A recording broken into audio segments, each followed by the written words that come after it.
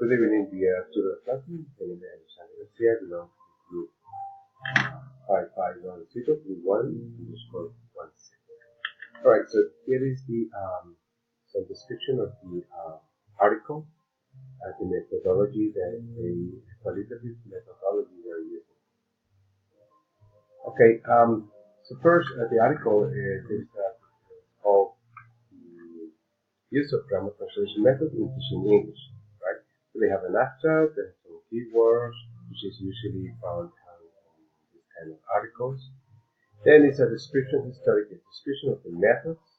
Of course, then pointing out the grammar translation method, which is part of the research program. Okay, they have two questions. First, what are the patterns of grammar translation method used by the teachers in teaching and learning English at S&P negative 1 Palanca right? And second, why do the English teachers use grammar translation method in teaching and learning English at S&P negative 1 Palanca right? So, starting with this question, they're going to do the five, as you can see here, the five topics, items for the methodology. I put it in colors, and that way you can see better, right? Okay, so first, content of the study.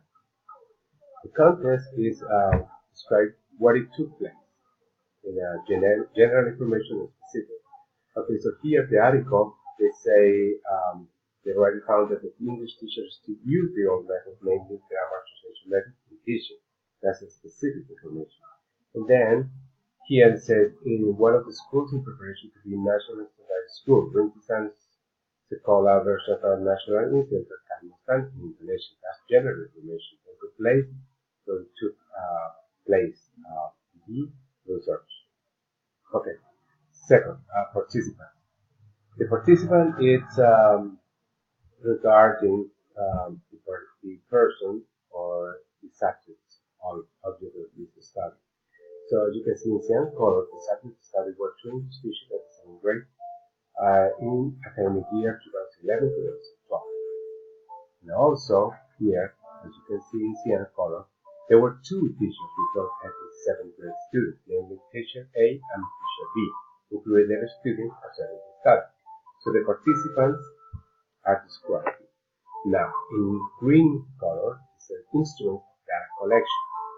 Okay, the instruments here are in green here. So the instruments used were in the form of observation sheet and questionnaires. So they used those kinds of instruments. Now, the data collection and the data analysis is in purple and gray. They kind of mix. They kind of mix both. So first, the observations were done 3 times for each teacher. The data gathered from observation of the 2 teachers were described below.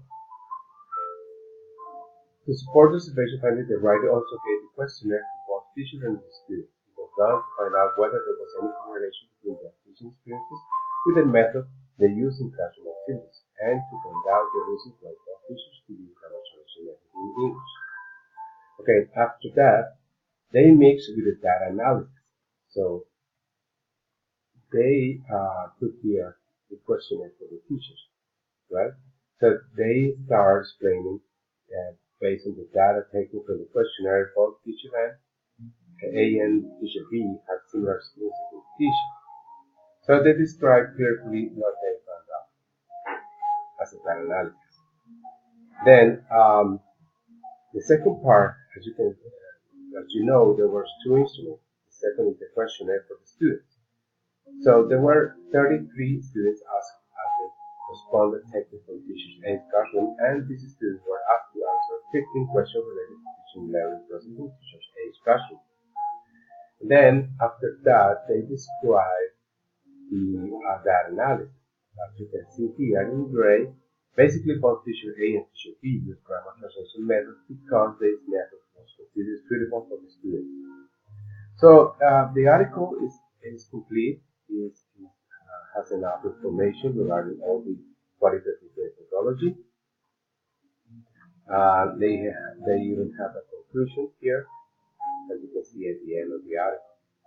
So for from my point of view, this article is complete, is good enough as a qualitative methodology. Okay, that's all for now. Thank you so much. Bye bye.